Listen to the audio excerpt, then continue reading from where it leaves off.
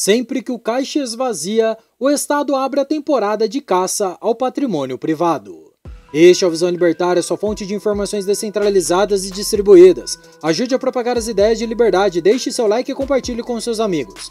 Um artigo seu pode virar vídeo aqui também, sabia? Este artigo foi sugerido por Gustavo Bertolucci, escrito por Estatista Sonegador, revisado por Gordinho Caipira e narrado por Coreia com K. Recentemente, o Banco Central do Brasil publicou uma nova resolução obrigando a declaração de criptomoedas no exterior a partir de outubro de 2025. Essa regra passa a valer para residentes no Brasil com os ativos no exterior. A medida, assinada pelo diretor da regulação, Gilneu Francisco Astolfi Vivan, altera a resolução BCB número 279 de 31/12/2022, passando a cobrar informações sobre ativos virtuais como Bitcoin e demais criptomoedas. Além das moedas digitais, derivativos negociados no exterior e ativos de dívidas sustentáveis emitidos por não residentes também entram na lista de bens que deverão ser obrigatoriamente declarados. Brasileiros com mais de $1 milhão em ativos externos, pessoas físicas ou jurídicas, entrarão na mira do leão. Declarações anuais serão obrigatórias para quem superar esse montante em 31 de dezembro e declarações trimestrais para valores iguais ou superiores a $100 milhões em março, junho e setembro. As multas para quem descumprir as regras variam de R$ 2.500 a R$ 250 mil, podendo ser agravadas em 50% em certas situações. A justificativa oficial para incluir as criptomoedas no fisco não foi claramente explicitada, mas o Banco Central reforçou que residentes no Brasil podem manter capital no exterior desde que o declarem. Embora o BC não tenha deixado explícita a sua motivação, aqueles que observam os bastidores da política nacional, mais especificamente a política fiscal, já se deram conta do que está acontecendo. Sempre que o Estado se vê diante de déficits e projeções negativas no futuro próximo, seu olhar se volta de maneira quase automática para o patrimônio privado, como fonte de financiamento. O governo Lula passou todo o seu mandato expandindo os gastos da máquina estatal sem providenciar cortes para manter a estabilidade das contas públicas. IVA, IOF e remessa conforme foram apenas algumas das medidas tapa-buraco empregadas pelo Molusco para adiar o inevitável. E se nada for feito, o Brasil caminha para o colapso fiscal em 2027 ou 2028. É nesse cenário que o BC surge com mais esse tributo, e dificilmente uma coisa não está ligada à outra. Mas assim como nas outras tentativas, a única coisa que o governo vai conseguir com essa nova taxa será a erosão de um mercado bem estabelecido e já regulamentado. E após a sua devastação, a fuga de indivíduos para os meios que eles definem como irregulares ou informais irá abater a arrecadação, inutilizando a medida através de um trauma econômico. Na Coreia do Sul, o mercado cripto passou por uma crise semelhante, que pode nos servir como um spoiler do que está vindo. A Coreia do Sul foi um dos primeiros países a abraçar o universo das criptomoedas. Em julho de 2013, surgiu a primeira exchange de bitcoins no país, e ao longo da década, o fenômeno cripto foi responsável por diversas ondas de euforia entre investidores locais. Em 2021, o volume de transações com criptomoedas chegou a superar o da própria Bolsa de Valores do país, sinal de que a população via nesse mercado uma saída para escapar das dificuldades da economia tradicional. Jovens pressionados pelo custo de vida, preço da moradia e falta de perspectivas encontraram na moeda digital um canal de esperança e, para alguns, um bilhete de ascensão financeira. Nesse período ressurgiu o chamado Kinshi Premium, expressão para designar a diferença nos preços de criptomoedas negociadas em solo sul-coreano em comparação com o mercado internacional. O Bitcoin chegou a ser negociado por mais de $70 mil, 21% acima do preço global. Esse detalhe é revelador, pois mostra que a demanda local era tamanha que o ativo se valorizava de forma independente das cotações mundiais, algo quase inédito no cenário financeiro contemporâneo. É óbvio que o Leviatã não ficaria parado por muito tempo ao ver que o empreendimento de indivíduos livres estava gerando prosperidade e se apressou para morder uma fatia do bolo. A partir de 2020, o governo iniciou uma cruzada regulatória e tributária contra os criptoativos. Uma emenda à lei do imposto de renda determinou que a partir de 2022, os ganhos com criptomoedas acima de 2,5 milhões de wons, cerca de $2.200, seriam tributados em 20%. Para tentar impedir a fuga de capital para o exterior, o governo também anexou à medida uma taxa para coreanos que possuíssem criptoativos no exterior. O cidadão coreano que possuir um total de 500 milhões de wons, ou $447.900, em suas contas cripto no exterior, também será taxado. A medida foi recebida com indignação, já que o limite para a taxação de ganhos em ações era 20 vezes superior, começando com 50 milhões de won, ou 42 mil dólares, e com a vigência apenas a partir de 2023. O discurso oficial justificava que a mudança era motivada pela ideia de que criptoativos não eram ativos financeiros propriamente ditos, mas algo exótico e especulativo. Em 2021, o então presidente da Comissão de Serviços Financeiros chegou a comparar investidores a crianças no caminho errado e afirmou que cabia aos adultos corrigir sua rota.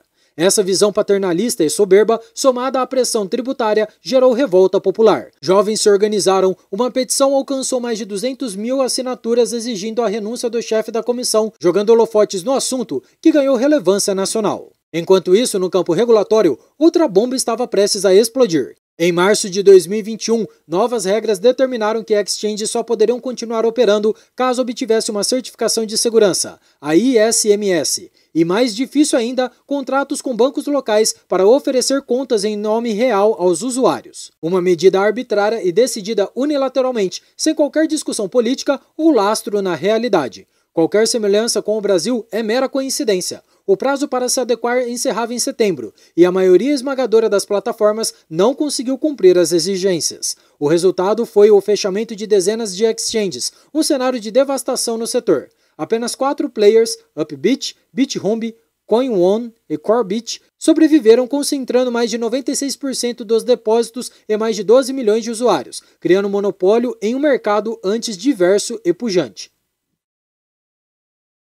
Estima-se que a perda econômica provocada pelos fechamentos tenha ultrapassado 2,5 bilhões de dólares, além da destruição de 44 projetos nacionais de criptomoedas que simplesmente perderam o mercado. A exclusão de investidores menores, o sufocamento da inovação e a concentração de poder em poucos grupos foram consequências diretas da interferência governamental. E o mais alarmante é que tudo isso aconteceu antes mesmo da entrada em vigor da taxação. Ou seja, apenas a expectativa da cobrança e as mudanças regulatórias já foram suficientes para implodir o setor. Diante da pressão popular, o governo acabou cedendo parcialmente, adiando a implementação do imposto sobre ganhos para 2023 e depois para 2025, entrando em vigor no mês de janeiro. Aquela taxação sobre os ativos no exterior, que mirava aqueles que buscassem refúgio fora do país, também foi adiada para 2027, mas o estrago já estava feito e o mercado coreano agora é apenas uma sombra daquilo que já foi. Esse episódio deve servir de aviso ao Brasil, mostrando que o discurso taxador de justiça fiscal rapidamente se converte em um ciclo de retração, concentração e perda de competitividade. Diante desses exemplos, fica evidente que o Estado pode até tentar impor controle sobre o setor cripto tradicional, mas não consegue controlar o cripto em si. O efeito imediato é empurrar os investidores para fora do radar regulatório. Se antes havia um mercado mais ou menos regulado, em que parte dos lucros chegava ao fisco, a repressão estatal empurra cada vez mais usuários para a autocustódia. Negociações peer-to-peer e soluções descentralizadas e impossíveis de monitorar em larga escala substituem o vácuo antes ocupado por corretoras.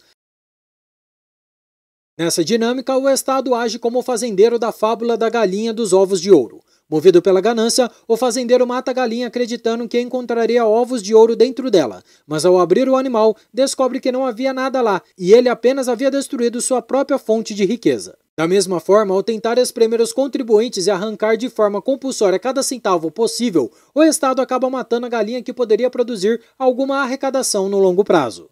A natureza da blockchain torna inviável qualquer rastreamento absoluto. É impossível impor barreiras sobre exchanges e sobre empresas que operam dentro das fronteiras nacionais, mas a estrutura descentralizada do Bitcoin garante que sempre haverá alternativas. Embora a experiência coreana seja ímpar no mundo, outros governos seguiram por um caminho semelhante e acabaram por arrasar o seu mercado de criptoativos. Na Índia, a introdução de imposto de 30% sobre ganhos com criptomoeda, somado a uma taxa de 1% sobre cada transação, levou a uma fuga massiva de capital para mercados paralelos e para plataformas no exterior. Em Nova York, a imposição da BitLicense fez com que diversas empresas simplesmente abandonassem o estado, reduzindo drasticamente a competitividade local. O que se repete em diferentes contextos é a mesma equação. Controle excessivo gera evasão, sufoca inovação e corrompe a promessa de arrecadação sustentável. A longo prazo, a própria repressão se transforma em propaganda involuntária a favor das criptomoedas. Muitos que antes viam o Bitcoin apenas como um ativo especulativo começam a enxergá-lo como um instrumento de defesa contra a expoliação estatal. A percepção muda e o que era uma aposta de alto risco passa a ser porto seguro contra a voracidade do Leviatã.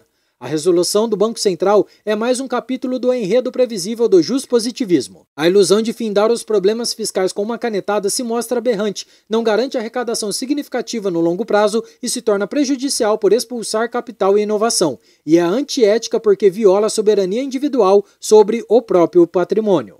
Para nós libertários, imposto é roubo, pura e simplesmente. E mesmo que essa crítica ética não bastasse, o argumento utilitarista reforça o ponto. O aumento da arrecadação não resolve os problemas fiscais, só acelera a migração para práticas fora do alcance da regulação. Apesar de avisos, todos sabemos que o governo brasileiro não dará ouvidos aos infindáveis exemplos do fracasso dessas políticas.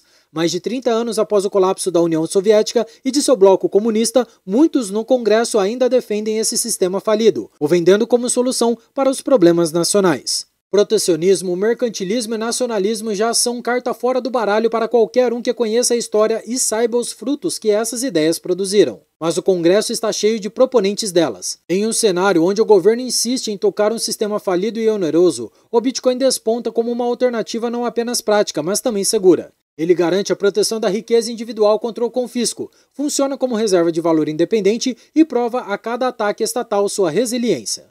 No fim das contas, se há algo de bom vindo dessa nova regulação, é que ela irá contribuir para a bitcoinização da economia brasileira. Quanto mais o governo tenta sufocar a liberdade financeira, mais ele dará visibilidade àquilo que jamais conseguirá controlar. O Bitcoin é o inimigo que o Estado nunca vencerá, porque não há decreto, nem multa, nem fiscalização capaz de deter uma rede descentralizada que cresce justamente em resposta à repressão. O colapso que se aproxima não será apenas fiscal, mas também de todo o sistema estatal. Obrigado pela audiência, esse é o canal colaborativo, participe você também. Cadastre-se agora mesmo no site visãolibertaria.com e envie seus artigos por lá. Os colaboradores recebem recompensa em Bitcoin. Inscreva-se no canal e clique no botão da campainha para ser avisado de novos vídeos. Até a próxima, fiquem com Deus e tchau, obrigado!